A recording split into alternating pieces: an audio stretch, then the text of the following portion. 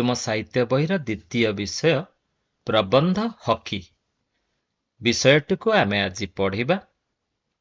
ବିଷୟର ପ୍ରଥମ ଅନୁଚ୍ଛେଦଟିକୁ ଆମେ ଆଜି ଖୁବ୍ ଭଲ ଭାବରେ ଏହି ଭିଡିଓରେ ଆଲୋଚନା କରିବା। ପିଲାମାନେ, ଏହା ଏକ ସଂଗୃହୀତ ପ୍ରବନ୍ଧଟିଏ। ହକି ଖେଳ ବାବଦରେ ଗୁରୁତ୍ୱ ରଖି ଏହି ପ୍ରବନ୍ଧ ପ୍ରକାଶ କରୁଛି ଏବଂ ଏଥିସହିତ ଖେଳର ମହତ୍ତ୍ୱ ଆମମାନଙ୍କୁ ବୁଝାଇଛି। ତ ପିଲାମାନେ, ଆମେ ବିଳମ୍ବ ନ କରି ସିଧାସଳଖ ଅନୁଚ୍ଛେଦଟିକୁ ପଢ଼ି ନେବା ଏବଂ ବୁଝି ନେବା। ତାପରେ ଅନ୍ୟାନ୍ୟ ବିଷୟବସ୍ତୁ ଆଲୋଚନାକୁ ଯିବା। ଚିତ୍ରକୁ ଦେଖ ପିଲାମାନେ, କ'ଣ ଦେଖୁଛ? ଏହା କୌଣସି ଯନ୍ତ୍ର କି ଯାହାକୁ ବ୍ୟବହାର କରି କିଛି କାର୍ଯ୍ୟ କରାଯାଏ? ନା, ତାହା ନୁହଁ। ଏହା କ୍ରିକେଟ ବ୍ୟାଟ୍ କି ତା ପାଖରେ ବଲଟିଏ ଅଛି, ଏହାକୁ ଆମେମାନେ ସବୁ ଖେଳୁ? ତାହା ବି ନୁହଁ। ତାହେଲେ ତମମାନେ ଜାଣିଛ, ଏହା ହେଉଛି ହକି ଷ୍ଟିକ୍ ଏବଂ ହକି ବଲ୍। ସୁନ୍ଦର ଅନୁଚ୍ଛେଦଟିଏ ତମମାନଙ୍କ ପାଇଁ ଅଛି। ଚାଲ ପଢ଼ିବା ଆଉ ବୁଝିବା। କାହା ସମ୍ବନ୍ଧରେ? ଏହି ହକି ସମ୍ବନ୍ଧରେ। ଆସ ତାହେଲେ। ଖେଳିବାକୁ ବା କିଏ ଭଲ ନ ପାଏ? ଖେଳ ଖାଲି ଆମକୁ ଆନନ୍ଦ ଦିଏନି, ଆମ ଶରୀର ଗଠନରେ ମଧ୍ୟ ସାହାଯ୍ୟ କରେ। ସୁଷମ ଖାଦ୍ୟ, ବିଶୁଦ୍ଧ ଜଳ, ମୁକ୍ତ ବାୟୁ ଓ ଆଲୋକ ପରି ଏହା ଆମକୁ ସୁସ୍ଥ ଓ ସତେଜ ରଖିବା ପାଇଁ ଆବଶ୍ୟକ। କିନ୍ତୁ ଆମ୍ଭେମାନେ ମନେ ରଖିବା ଯେ ଖେଳି ଖେଳି ଅତ୍ୟଧିକ ହାଲିଆ ହେବା ପର୍ଯ୍ୟନ୍ତ ଖେଳିବା ଉଚିତ ନୁହେଁ। ସ୍ୱାସ୍ଥ୍ୟ ଆମର ଅମୂଲ୍ୟ ସମ୍ପଦ। ସ୍ୱାସ୍ଥ୍ୟ ଠିକ୍ ଥିଲେ ଆମେ ବିଭିନ୍ନ କାର୍ଯ୍ୟ କରିବାକୁ ସମର୍ଥ ହେଉ। ନିୟମିତ ବ୍ୟାୟାମ ଓ ଅଙ୍ଗଚାଳନା ଆମ ଶରୀରକୁ କର୍ମଠ ଓ ବଳିଷ୍ଠ କରେ। ଏଥିଯୋଗୁଁ ସ୍ୱେଦ ଆକାରରେ ଦେହର ଦୂଷିତ ଅଂଶ ବହିର୍ଗତ ହୋଇଯାଏ। ଆମେ ବ୍ୟାୟାମ କରିବା ସମୟରେ ଘନ ଘନ ପ୍ରଶ୍ୱାସ ନେଉ ଏବଂ ଏହାଦ୍ୱାରା ଆମ ଶରୀର ଭିତରକୁ ପ୍ରଚୁର ଅମ୍ଳଜାନ ଯାଏ। ବ୍ୟାୟାମ ଦ୍ୱାରା ଆମ ଶରୀରର ମାଂସପେଶୀ ଦୃଢ଼ ହୁଏ। ଯେଉଁମାନେ ପ୍ରତିଦିନ ଶାରୀରିକ ପରିଶ୍ରମ କରନ୍ତି, ସେମାନଙ୍କ ନିମନ୍ତେ ବ୍ୟାୟାମ ବିଶେଷ ଭାବରେ ଆବଶ୍ୟକ ହୁଏ ନାହିଁ। କିନ୍ତୁ ଯେଉଁମାନେ ମାନସିକ ପରିଶ୍ରମ କରନ୍ତି, ସେମାନଙ୍କ ପାଇଁ ଏହା ଏକାନ୍ତ ପ୍ରୟୋଜନ। ତୁମେମାନେ ଏହି ଅଂଶରେ ସଚିତ୍ର ପଠନକୁ ବୁଝିନେଲ। ଚିତ୍ର ସହ ଉଚ୍ଚାରଣଗୁଡ଼ିକ ବୁଝି ଅନୁଭବ ମଧ୍ୟ କଲ। ଏଥର ତୁମ ବହିର ପୃଷ୍ଠାକୁ ନେଇ ଆଉ ଥରେ ପଢ଼ି ନେବା। ଆସ, ତାପରେ ଆଲୋଚନାକୁ ଯିବା। ଖେଳିବାକୁ ବା କିଏ ଭଲ ନ ପାଏ? ଖେଳ ଖାଲି ଆମକୁ ଆନନ୍ଦ ଦିଏନି, ଆମ ଶରୀର ଗଠନରେ ମଧ୍ୟ ସାହାଯ୍ୟ କରେ।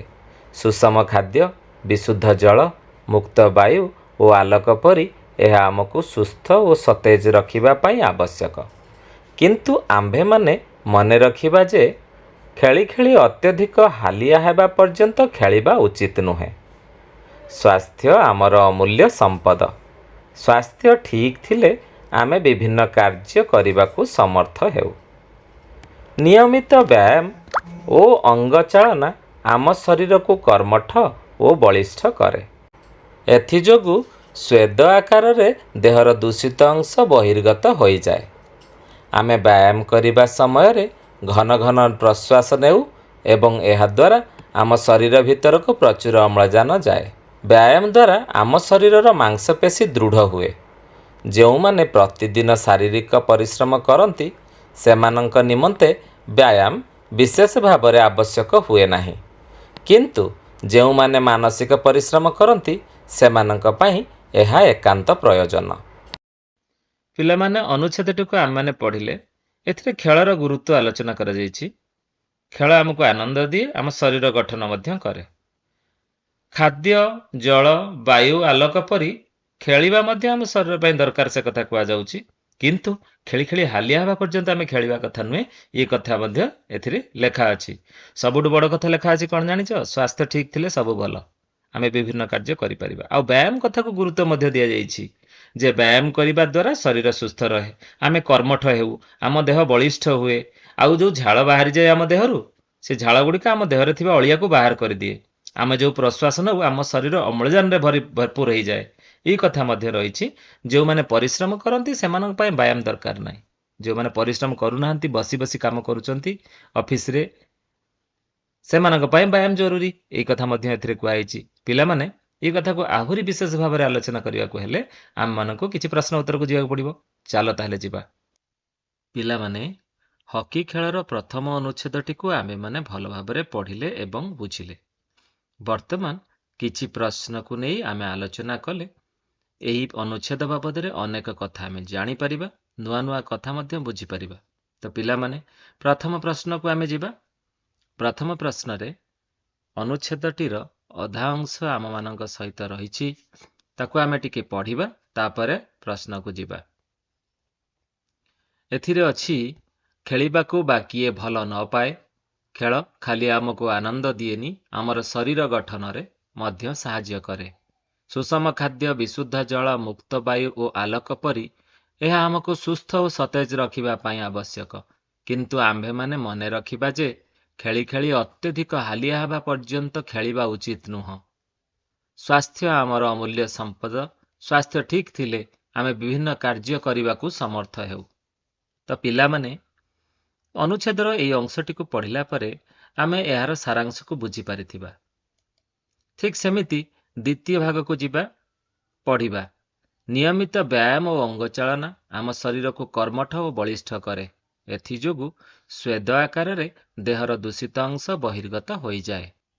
ଆମେ ବ୍ୟାୟାମ କରିବା ସମୟରେ ଘନ ଘନ ପ୍ରଶ୍ୱାସ ନେଉ ଏବଂ ଏହାଦ୍ୱାରା ଆମ ଶରୀର ଭିତରକୁ ପ୍ରଚୁର ଅମ୍ଳଜାନ ଯାଏ। ବ୍ୟାୟାମ ଦ୍ୱାରା ଆମ ଶରୀରର ମାଂସପେଶୀ ଦୃଢ଼ ହୁଏ। ଯେଉଁମାନେ ପ୍ରତିଦିନ ଶାରୀରିକ ପରିଶ୍ରମ କରନ୍ତି ସେମାନଙ୍କ ନିମନ୍ତେ ବ୍ୟାୟାମ ବିଶେଷ ଭାବରେ ଆବଶ୍ୟକ ହୁଏ ନାହିଁ, କିନ୍ତୁ ଯେଉଁମାନେ ମାନସିକ ପରିଶ୍ରମ କରନ୍ତି ସେମାନଙ୍କ ପାଇଁ ଏହା ନିତ୍ୟାନ୍ତ ପ୍ରୟୋଜନ ବା ଏକାନ୍ତ ପ୍ରୟୋଜନ। ଠିକ୍ ଅଛି ପିଲାମାନେ, ବର୍ତ୍ତମାନ ପ୍ରଶ୍ନ ହେଉଛି, ଏଠାରେ ଯେଉଁ ପ୍ରଥମ ଅନୁଚ୍ଛେଦର ପ୍ରଥମ ଅଂଶଟି ରହିଯାଇଛି, ଏଇ ପ୍ରଥମ ଅଂଶରେ ଆମେ କ'ଣ ବୁଝିଲେ ତାକୁ ଆମେ ସଂକ୍ଷେପରେ କହିବା।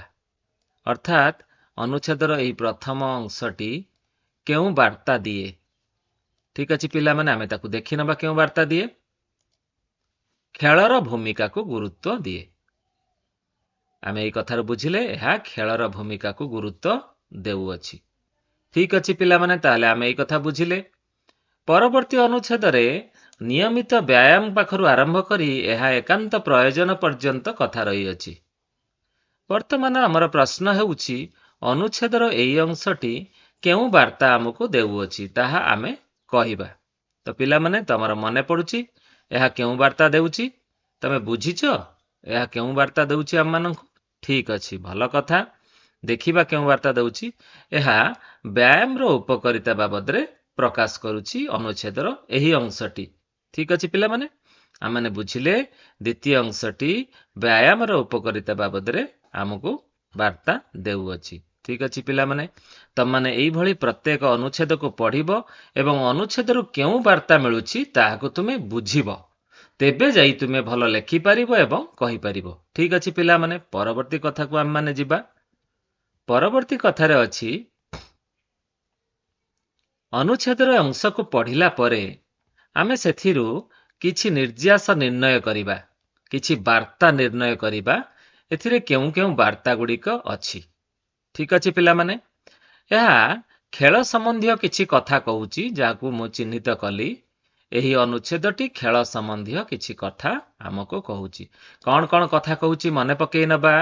ପ୍ରଥମ କଥା ହେଉଛି, ଖେଳ ଆମକୁ ଆନନ୍ଦ ଦିଏ। ଏଇ କଥାଟା ଦେଉଛି ଆମକୁ ବାର୍ତ୍ତା ହିସାବରେ। ଏହା କେଉଁଠି ଅଛି? ଖେଳ ଖାଲି ଆମକୁ ଆନନ୍ଦ ଦିଏନି, ଏମିତି ଅଛି ନାଇଁ କି? ହଁ। ଦ୍ୱିତୀୟ ବାର୍ତ୍ତା ଦେଉଛି, ଏହା ଶରୀର ଗଠନ କରେ। ଅଛି ଆମର ଅନୁଚ୍ଛେଦରେ, ଆମ ଶରୀର ଗଠନ କରେ, ହଁ କି ନାହିଁ? ଠିକ୍ ଅଛି। ତୃତୀୟ ବାର୍ତ୍ତା ଦେଉଛି, ଆମକୁ ସୁସ୍ଥ ଓ ସତେଜ ରଖେ। କିଏ? ଖେଳ ଆମକୁ ସୁସ୍ଥ ଓ ସତେଜ ରଖେ, ସେ କଥା ମଧ୍ୟ ଏଇଠାରେ ରହିଛି, ସୁସ୍ଥ ଓ ସତେଜ ରଖିଥାଏ। ପିଲାମାନେ, ଏବେ ଆମେ ଦ୍ୱିତୀୟ କଥାକୁ ଯିବା। ଶରୀର ପାଇଁ ଖେଳ କିପରି ଜରୁରୀ ସେ କଥା ଆମେ ଏହି ଅନୁଚ୍ଛେଦରୁ ଜାଣିବା ଏବଂ ତାକୁ ପ୍ରକାଶ କରିବା। ଶରୀର ପାଇଁ ଏହା କିପରି ଜରୁରୀ, କେଉଁଭଳି ଭାବରେ ଏହା ଜରୁରୀ ଆମକୁ ଅନୁଚ୍ଛେଦରେ ଅଛି। ଆମେ କିନ୍ତୁ ଦେଖିବା କ'ଣ କ'ଣ ଜରୁରୀ। ସୁଷମ ଖାଦ୍ୟ, ବିଶୁଦ୍ଧ ଜଳ, ମୁକ୍ତ ବାୟୁ ଓ ଆଲୋକ ପରି ଖେଳ ମଧ୍ୟ ଶରୀର ପାଇଁ ଜରୁରୀ। ଏଇଠାରେ ଲେଖା ହେଇଛି ସୁଷମ ଖାଦ୍ୟ, ବିଶୁଦ୍ଧ ଜଳ, ମୁକ୍ତ ବାୟୁ, ଆଲୋକ ପରି ଏହା ଆମକୁ ସୁସ୍ଥ ଓ ସତେଜ ରଖିଥାଏ। ଆମେ ବୁଝିଲେ, ତାହେଲେ ଖେଳ କିପରି ଭାବରେ ଜରୁରୀ? ସୁଷମ ଖାଦ୍ୟ ଯେପରି ଜରୁରୀ, ବିଶୁଦ୍ଧ ଜଳ ଯେପରି ଜରୁରୀ, ମୁକ୍ତ ବାୟୁ ଯେପରି ଜରୁରୀ ଆଉ ଆଲୋକ ଯେପରି ଜରୁରୀ, ଖେଳ ମଧ୍ୟ ସେହିପରି ଆମ ଶରୀର ପାଇଁ ଜରୁରୀ ଅଟେ। ଠିକ ଏ କଥା ଆମେ ଏଠି ବୁଝିଲେ। ପରବର୍ତ୍ତୀ କଥାକୁ ଯିବା ପିଲାମାନେ। ଆଉ କଣ ସାରାଂଶ ଏଇ ଅନୁଚ୍ଛେଦରେ ରହିଛି? କଣ ଉଚିତ ନୁହଁ ବୋଲି ଏଠାରେ କୁହାଯାଇଛି? ତାହେଲେ କଣ ଉଚିତ କୁହାଯାଇଥିବ? ଉଚିତ କଣ ଆଉ ଉଚିତ ନୁହଁ କଣ ତାହା ଆମେ ବୁଝିବା। ଠିକ ଅଛି ପିଲାମାନେ। ଏଠାରେ କୁହାଯାଇଛି ଅତ୍ୟଧିକ ହାଲିଆ ହେବା ପର୍ଯ୍ୟନ୍ତ ଖେଳିବା ଉଚିତ ନୁହଁ। ଠିକ ଅଛି ପିଲାମାନେ, ଆମେ କଣ ବୁଝିଲେ? ତାହେଲେ ଆମେ ଖେଳିବା ସତ, କିନ୍ତୁ ଅତ୍ୟଧିକ ହାଲିଆ ହେବା ପର୍ଯ୍ୟନ୍ତ ଖେଳିବା ଉଚିତ ନୁହଁ। ଠିକ ଅଛି ପିଲାମାନେ, ଆମେ ଏଇ କଥା ବୁଝିପାରିଲେ ଏଇ ଅନୁଚ୍ଛେଦରୁ। ପରବର୍ତ୍ତୀ କଥାକୁ ଆମେମାନେ ଯିବା। ପରବର୍ତ୍ତୀ କଥାରେ କଣ କୁହାଯାଇଛି ଆଲୋଚନାକୁ ନବା। ପରବର୍ତ୍ତୀ କଥାରେ ପ୍ରଥମ ଅନୁଚ୍ଛେଦର ଦ୍ୱିତୀୟ ଭାଗ ରହିଛି, ଯାହା ବ୍ୟାୟାମ ବାବଦରେ ପ୍ରକାଶ କରେ ବୋଲି ଆମେମାନେ ପୂର୍ବ ଅଧ୍ୟାୟରୁ ଆଲୋଚନା କରିଥିଲେ। ଠିକ ଅଛି। ଏହା କେଉଁ ବିଷୟରେ ପ୍ରକାଶ କରେ? ଏହା ବ୍ୟାୟାମ ବିଷୟରେ ପ୍ରକାଶ କରେ। ଆମ ପାଇଁ ପ୍ରଶ୍ନ କଣ ରହିଛି, ଆଲୋଚନା କଣ ରହିଛି ଦେଖିବା। ବ୍ୟାୟାମ ଆମର କେଉଁ ଉପକାର କରେ? ଆମେ ଦେଖିବା। ଏହା ଆମକୁ କର୍ମଠ ଓ ବଳିଷ୍ଠ କରେ। ଏହା ଦେହର ଦୂଷିତ ଅଂଶ ବହିର୍ଗତ କରିଥାଏ। ଶରୀର ପ୍ରଚୁର ଅମ୍ଳଜାନ ପାଏ। ଶରୀରର ମାଂସପେଶୀ ଦୃଢ ହୁଏ। ଏମିତି ଗୁରୁତ୍ୱପୂର୍ଣ୍ଣ କାମ ସବୁ ଆମ ଶରୀରରେ କିଏ କରିଥାଏ? ଖେଳ କରିଥାଏ। ଆମକୁ କର୍ମଠ କରେ, ବଳିଷ୍ଠ କରେ, ଦୂଷିତ ଅଂଶକୁ ବାହାରକୁ ବାହାର କରିଦିଏ। ଆମ ଶରୀର ଭିତରକୁ ପ୍ରଚୁର ଅମ୍ଳଜାନ ପଶିଥାଏ। ଆମେ ଖେଳିଲେ ଆମ ଶରୀରର ମାଂସପେଶୀ ଦୃଢ ହୋଇଥାଏ। ଏଇ କଥା ଏ ଅନୁଚ୍ଛେଦରୁ ଆମମାନେ ପାଇଲେ। ତ ବୁଝିହେଲା ପିଲାମାନେ। ପରବର୍ତ୍ତୀ କଥାକୁ ଯିବା। ଏଠାରେ ଅନୁଚ୍ଛେଦଟିକୁ ଅସଜଡ଼ା କରି ରଖାଯାଇଛି। ତୁମେମାନେ ତାକୁ ସଜାଡ଼ିବ। ଖେଳ ଖାଲି ଆମକୁ ଆନନ୍ଦ ଦିଏନି, ଏଇ ଗୋଟେ ବାକ୍ୟ। ସ୍ୱାସ୍ଥ୍ୟ ଆମର ଅମୂଲ୍ୟ ସମ୍ପଦ, ଏ ଗୋଟେ ବାକ୍ୟ। ଆମ୍ଭେମାନେ ମନେ ରଖିବା, ଏ ଗୋଟେ ବାକ୍ୟ। ସୁଷମ ଖାଦ୍ୟ, ବିଶୁଦ୍ଧ ଜଳ, ମୁକ୍ତ ବାୟୁ, ଏ ଗୋଟେ ବାକ୍ୟ। ଖେଳିବାକୁ କିଏ ବା ଭଲ ନ ପାଏ, ଇଏ ଗୋଟେ ବାକ୍ୟ। ସ୍ୱାସ୍ଥ୍ୟ ଠିକ ଥିଲେ ଆମେ ବିଭିନ୍ନ କାର୍ଯ୍ୟ କରିବାକୁ ସମର୍ଥ ହେଉ, ଏ ଗୋଟେ ବାକ୍ୟ। ପିଲାମାନେ ବୁଝିବାକୁ ପଡିବ, ଏ ବାକ୍ୟ ଗୁଡ଼ିକ କ୍ରମରେ ନାହିଁ, ଅସଜଡ଼ା ହୋଇ ରହିଛି। ଆମେ ଅନୁଚ୍ଛେଦରେ ଯେମିତି ପଢିଥିଲେ ସେମିତି ଭାବରେ ନାହିଁ। ଆମେ ତାକୁ ସଜାଡ଼ିକି ରଖିବା। କେମିତି ହବ ସଜାଡ଼ିଲେ? ଦେଖିବା ଆମେ କେମିତି ହବ ସଜାଡ଼ିଲେ ପିଲାମାନେ। ତାହେଲେ ପିଲାମାନେ ଆମେ ସଜାଡ଼ିବା ଆରମ୍ଭ କରିବା। ପ୍ରଥମ ବାକ୍ୟ ହବ ଖେଳିବାକୁ ବା କିଏ ଭଲ ନ ପାଏ। ଇଏ ହେବ ପ୍ରଥମ ବାକ୍ୟ। ଅନୁଚ୍ଛେଦରେ ସେମିତି ନଥିଲା କି ପିଲାମାନେ? ଠିକ କଥା। ଦ୍ୱିତୀୟ ବାକ୍ୟ କଣ ହେବ? ଖେଳ ଖାଲି ଆମକୁ ଆନନ୍ଦ ଦିଏନି, ଆମ ଶରୀର ଗଠନରେ ମଧ୍ୟ ସାହାଯ୍ୟ କରେ। ଇଏ ହେବ 2 ନମ୍ବର ବାକ୍ୟ। ଠିକ ଅଛି ପିଲାମାନେ। ତୃତୀୟ ବାକ୍ୟ କଣ ହବ? ସୁଷମ ଖାଦ୍ୟ, ବିଶୁଦ୍ଧ ଜଳ, ମୁକ୍ତ ବାୟୁ, ଇଏ ହେବ ତୃତୀୟ ବାକ୍ୟ। ଠିକ ଅଛି, ଆମେ ଏଥର ବୁଝିଲେ। ଚତୁର୍ଥ ବାକ୍ୟ ହବ କିନ୍ତୁ ଆମେମାନେ ମନେ ରଖିବା ଯେ ଖେଳି ଖେଳି ଅତ୍ୟନ୍ତ ହାଲିଆ ହେବା ପର୍ଯ୍ୟନ୍ତ ଖେଳିବା ଉଚିତ ନୁହେଁ। ଏଟା ହେଲା ଚତୁର୍ଥ ବାକ୍ୟ। ପଞ୍ଚମ ବାକ୍ୟ ହେଉଛି ସ୍ୱାସ୍ଥ୍ୟ ଆମର ଅମୂଲ୍ୟ ସମ୍ପଦ। ତାପରେ ଷଷ୍ଠ ବାକ୍ୟ ହେଉଛି ସ୍ୱାସ୍ଥ୍ୟ ଠିକ ଥିଲେ ଆମେ ବିଭିନ୍ନ କାର୍ଯ୍ୟ କରିବାକୁ ସମର୍ଥ ହେଉ। ଏ ହେଉଛି 6 ନମ୍ବର ବାକ୍ୟ। ଏଇଭଳି ଭାବରେ କ୍ରମରେ ଆମେ ତାକୁ ସଜେଇ ପାରିବା। ତ ଏଇ କଥା ଆମମାନେ ପିଲେ ବୁଝିଲେ। ପରବର୍ତ୍ତୀ କଥାକୁ ଯିବା। ପରବର୍ତ୍ତୀ କଥାରେ ଅନୁଚ୍ଛେଦର ଦ୍ୱିତୀୟ ଅଂଶ ମଧ୍ୟ ସେମିତି ଅସଜଡ଼ା ହେଇ ରହିଛି। ହେଲା, ଆମେ ତାକୁ ସଜାଡ଼ିବା। କେମିତି ସଜାଡ଼ିବା ଟିକେ ମନେ ପକେଇ ନେବା ଆସ। ଏଠାରେ କିନ୍ତୁ ପ୍ରଥମେ ବ୍ୟାୟାମ ଦ୍ୱାରା ଆରମ୍ଭ ହୋଇଛି, ନିୟମିତ ବ୍ୟାୟାମ। ଏଥିଯୋଗୁଁ ସ୍ୱେଦ ଆକାରରେ। କିନ୍ତୁ ଯେଉଁମାନେ ମାନସିକ ପରିଶ୍ରମ କରନ୍ତି, ଯେଉଁମାନେ ପ୍ରତିଦିନ ଶାରୀରିକ ପରିଶ୍ରମ କରନ୍ତି, ଆମେ ବ୍ୟାୟାମ କରିବା ସମୟରେ ଘନ ଘନ ପ୍ରଶ୍ୱାସ ନେଉ, ଏ ସମସ୍ତ କଥା ରହିଛି କିନ୍ତୁ ଅସଜଡ଼ା ହୋଇ ଏସବୁ ରହିଛି। ତାକୁ ସଜାଡ଼ିବା। ଯିବା ତାହେଲେ କେମିତି ସଜଡ଼ା ଯାଇଛି ଦେଖିବା। ପ୍ରଥମ ବାକ୍ୟ ହେବ ନିୟମିତ ବ୍ୟାୟାମ ଓ ଅଙ୍ଗଚାଳନା ଆମ ଶରୀରକୁ କର୍ମଠ ଓ ବଳିଷ୍ଠ କରେ। ଠିକ ଅଛି, ଏଟା କୋଉଠି ଅଛି? 2 ନମ୍ବର ବାକ୍ୟଟା ପ୍ରଥମକୁ ଆସିବ। ଏଥିଯୋଗୁଁ ସ୍ୱେଦ ଆକାରରେ ଦେହର ଦୂଷିତ ଅଂଶ ବହିର୍ଗତ ହୋଇଯାଏ। ଏଟା 2 ନମ୍ବର ବାକ୍ୟ ରହିବ। ସଜାଡ଼ି ଦେଲେ କୋଉଠି ଥିଲା? ଏଇଟା 3 ନମ୍ବର ବାକ୍ୟଟା 2 ନମ୍ବରକୁ ଆସିଲା। ତୃତୀୟ ବାକ୍ୟ ହେବ ଆମେ ବ୍ୟାୟାମ କରିବା ସମୟରେ ଘନ ଘନ ପ୍ରଶ୍ୱାସ ନେଉ ଏବଂ ଏହା ଦ୍ୱାରା ଆମ ଶରୀର ଭିତରକୁ ପ୍ରଚୁର ଅମ୍ଳଜାନ ଯାଏ। ଏଟା ହେବ ତୃତୀୟ ନମ୍ବର ବାକ୍ୟ। ଆମେ ସଜାଡ଼ି ଲେଖିଲେ କୋଉଠୁ ଆସିଲା? ଏଠି ଥିଲା କିନ୍ତୁ ଶେଷ ବାକ୍ୟ ଥିଲା। ଠିକ ଅଛି ପିଲାମାନେ। ତାପର ବାକ୍ୟଟାକୁ ବ୍ୟାୟାମ ଦ୍ୱାରା ଆମ ଶରୀରର ମାଂସପେଶୀ ଦୃଢ ହୁଏ, ଅସଜଡ଼ା ହେଇ କେଉଁଠି ଥିଲା? ପ୍ରଥମ ବାକ୍ୟରେ ଥିଲା। ଏଟା ଆସିଲା 4 ନମ୍ବର ବାକ୍ୟ। ତାପରେ ଯେଉଁମାନେ ପ୍ରତିଦିନ ଶାରୀରିକ ପରିଶ୍ରମ କରନ୍ତି, ଏହା ହେବ 5 ନମ୍ବର ବାକ୍ୟ। ଏହା କେଉଁଠି ଥିଲା? ଏହା ଏଠି ଶେଷ ଆଡକୁ ଥିଲା, 5 ନମ୍ବରରେ ମଧ୍ୟ ଥିଲା। ଆଉ ରହିଲା କେଉଁ ବାକ୍ୟଟି ଦେଖିବା? କିନ୍ତୁ ଯେଉଁମାନେ ମାନସିକ ପରିଶ୍ରମ କରନ୍ତି, ଏହା 4 ନମ୍ବରରେ ଥିଲା। ଇଏ ହେବ ଶେଷ ବାକ୍ୟ। ତ ଏମିତି ଭାବରେ ଆମେ ସଜାଡ଼ି ଦେଲେ ପାରାଗ୍ରାଫଟାକୁ। ଠିକ ହେଲା ଏକଦମ। ଠିକ ଅଛି ପିଲାମାନେ, ଆମେ ଏବେ କେଉଁ ବାକ୍ୟ କାପରେ ଆସିବ ତାକୁ ସଜାଡ଼ି ନେଲେ। ଏବେ ପରବର୍ତ୍ତୀ କଥାକୁ ଯିବା। ଶବ୍ଦ ଖୋଜ। ପରବର୍ତ୍ତୀ କଥାରେ ଆମମାନଙ୍କ ପାଇଁ ସୂଚନା ଅଛି। ଆସ ଶବ୍ଦ ଖୋଜିବା। କେଉଁ ଶବ୍ଦ ଗୁଡ଼ିକୁ ଖୋଜିବା? ସୁଷମ ଖାଦ୍ୟ, ହାଲିଆ, ବିଶୁଦ୍ଧ ଜଳ, ଅମୂଲ୍ୟ, ମୁକ୍ତବାୟୁ, ସମର୍ଥ, କର୍ମଠ, ବହିର୍ଗତ, ଘନ ଘନ, ମାନସିକ, ପ୍ରୟୋଜନ, ଏମିତି ସବୁ ଶବ୍ଦକୁ ଆମେ ଖୋଜିବା। ଠିକ ଅଛି। ସୁଷମ ଖାଦ୍ୟ କେଉଁଠି ଅଛି ଦେଖିବା। ଆଚ୍ଛା, ଏଇଠି ଅଛି ସୁଷମ ଖାଦ୍ୟ। ଆଉ ବିଶୁଦ୍ଧ ଜଳ କେଉଁଠି ଅଛି? ଏଇଠି ଅଛି ବିଶୁଦ୍ଧ ଜଳ। ତାପରେ ହାଲିଆ ଅଛି କୋଉଠି? ଏଇଠି ଅଛି ହାଲିଆ। ଠିକ ଅଛି। ଅମୂଲ୍ୟ, ମୁକ୍ତବାୟୁ, ଏ ଦିଟା କୋଉଠି ମିଳିବ? ଅମୂଲ୍ୟ ସମ୍ପଦ। ଏଇଠି ଅଛି ଅମୂଲ୍ୟ। ମୁକ୍ତବାୟୁ, ହଁ ମିଳିଗଲା। ଏଇଠି ଅଛି ମୁକ୍ତବାୟୁ। ସମର୍ଥ କୋଉଠି ଅଛି? ସମର୍ଥ, ଏଇଠି ଅଛି ସମର୍ଥ ଶବ୍ଦଟି ଏଇଠି ଅଛି। କର୍ମଠ, ନିୟମିତ ବ୍ୟାୟାମ ଓ ଅଙ୍ଗ ଚାଳନା ଆମକୁ, ଏଇଠି ଅଛି କର୍ମଠ। ଆମେ ବୁଝିଗଲେ। ବହିର୍ଗତ ସ୍ୱେଦ ଆକାରରେ ଦେହର ଦୂଷିତ ଅଂଶ ବହିର୍ଗତ ହୋଇଥାଏ। ଏଇଠି ଅଛି ବାହାରକୁ ପଳେଇ ଯାଇଥାଏ। ବହିର୍ଗତ ହୋଇଥାଏ ଅର୍ଥ ବାହାରକୁ ପଳେଇ ଯାଇଥାଏ। ତାପରେ ଆସିଲା ଘନ ଘନ। ବ୍ୟାୟାମ କରିବା ସମୟରେ ଘନ ଘନ ପ୍ରଶ୍ୱାସ ନେଉ। ଏଇଠି ଅଛି ଘନ ଘନ ଶବ୍ଦଟି। ତାପରେ ମାନସିକ ଅଛି। ମାନସିକ ଶବ୍ଦଟି କେଉଁଠି ଅଛି?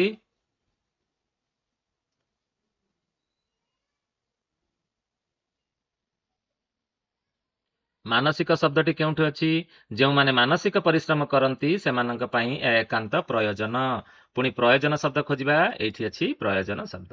ଆମେ ଖୋଜି ଖୋଜି ଶବ୍ଦ ଗୁଡ଼ିକୁ ପାଇଲେ। ତୁମେ ପିଲାମାନେ ଏମିତି ଶବ୍ଦ ଗୁଡ଼ିକୁ ତୁମ ବହିରେ ଖୋଜିବ। ଫଳରେ ତୁମର ପଢା ସୁନ୍ଦର ଭାବରେ ଅଭ୍ୟାସ ହେଇଯିବ ଏବଂ ତୁମେ ଭଲ ଭାବରେ କଥାଟିକୁ ବୁଝିପାରିବ। କେଉଁ କେଉଁ ଶବ୍ଦକୁ ଖୋଜିଲେ? ସୁଷମ ଖାଦ୍ୟ, ବିଶୁଦ୍ଧ ଜଳ, ମୁକ୍ତ ବାୟୁ, ହାଲିଆ, ସମର୍ଥ, ଅମୂଲ୍ୟ, କର୍ମଠ, ଘନ ଘନ, ମାନସିକ, ପ୍ରୟୋଜନ, ବହିର୍ଗତ। ତୁମ ପାଇଁ କାମ ଦେଲି ମୁଁ ଗୋଟିଏ। ତୁମେ କଣ କରିବ?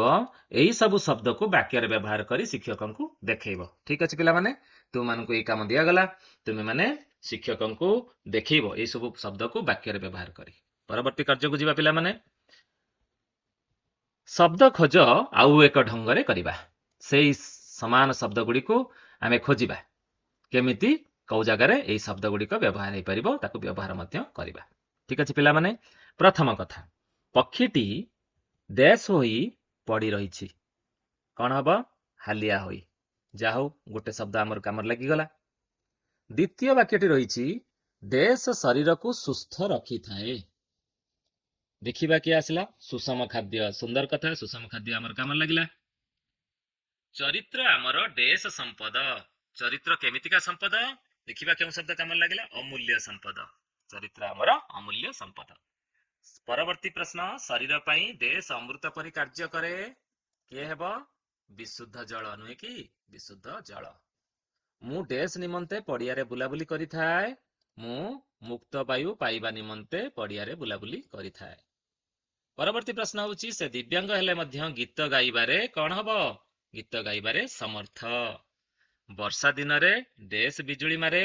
ବର୍ଷା ଦିନରେ ଘନ ଘନ ବିଜୁଳି ମାରେ। ଏତିକି ଶବ୍ଦକୁ ଆମେ ଖୋଜି ପାରିଲେ। ରହିଗଲା କର୍ମଠ, ବହିର୍ଗତ, ମାନସିକ, ପ୍ରୟୋଜନ। ପିଲାମାନେ ଏଇ ଯୋଉ 4ଟି ଶବ୍ଦ ରହିଗଲା ତୁମମାନଙ୍କ ପାଇଁ, ଏଇ 4ଟି ଶବ୍ଦକୁ ତୁମେ ପରେ କଣ କରିବ? ଠିକ ସୁନ୍ଦର ସୁନ୍ଦର ବାକ୍ୟରେ ବ୍ୟବହାର କରି ତମ ଶିକ୍ଷକଙ୍କୁ ଦେଖେଇବ। ଠିକ ଅଛି ପିଲାମାନେ, ତମମାନଙ୍କ ପାଇଁ ଏଇ ପ୍ରଶ୍ନ ଏତିକି ରହିଲା। ଆମେ ମାନେ ପରବର୍ତ୍ତୀ ପ୍ରଶ୍ନକୁ ଯିବା। ଏଥିରେ ଅଛି, ପ୍ରଶ୍ନକୁ ପଢି ଉତ୍ତର ଦିଅ। ତମେ ଅନୁଚ୍ଛେଦଟିକୁ ପଢି ସାରିଛ। ଅନୁଚ୍ଛେଦରୁ ଆସିଥିବା ଏଇ ପ୍ରଶ୍ନ ଗୁଡ଼ିକ ଆମେ ପଢିବା ଏବଂ ଉତ୍ତର ଲେଖିବା। ଦେଖିବା କଣ କଣ ପ୍ରଶ୍ନ ଗୁଡ଼ିକ ଅଛି। ପ୍ରଥମ ପ୍ରଶ୍ନ ଅଛି, ଖେଳିବା ଦ୍ୱାରା ଆମର କଣ ଲାଭ ହୋଇଥାଏ? ଦ୍ୱିତୀୟ ପ୍ରଶ୍ନ ଅଛି, ସ୍ୱାସ୍ଥ୍ୟକୁ ଅମୂଲ୍ୟ ସମ୍ପଦ କାହିଁକି କୁହାଯାଇଛି? ତୃତୀୟ ପ୍ରଶ୍ନ ହେଉଛି, ବ୍ୟାୟାମ କଲେ କେଉଁ ଲାଭ ହୁଏ? ଚତୁର୍ଥ ପ୍ରଶ୍ନ ହେଉଛି, କେଉଁମାନେ ବ୍ୟାୟାମ କରିବା ଜରୁରୀ? ପଞ୍ଚମ ପ୍ରଶ୍ନ ଅଛି, କେଉଁମାନଙ୍କ ପାଇଁ ବ୍ୟାୟାମ ଜରୁରୀ ନୁହେଁ କୁହ। ତାହେଲେ ଗୋଟିଏ ଗୋଟିଏ କରି ପ୍ରଶ୍ନକୁ ଆମେ ଆଲୋଚନାକୁ ନବା। ପ୍ରଥମ ପ୍ରଶ୍ନ ରହିଛି, ଖେଳିବା ଦ୍ୱାରା ଆମର କଣ ଉପକାର ହୁଏ? ଅନୁଚ୍ଛେଦରେ କଣ ଦେଇଛି? ଖେଳ ଆମକୁ ଆନନ୍ଦ ଦିଏ, ଆମ ଶରୀର ଗଠନରେ ସାହାଯ୍ୟ କରେ, ସୁଷମ ଖାଦ୍ୟ, ବିଶୁଦ୍ଧ ଜଳ, ମୁକ୍ତ ବାୟୁ ଓ ଆଲୋକ ଯେପରି ଆମକୁ ସୁସ୍ଥ ରଖେ, ଖେଳ ମଧ୍ୟ ସେହିପରି ଆମକୁ ସୁସ୍ଥ ରଖେ।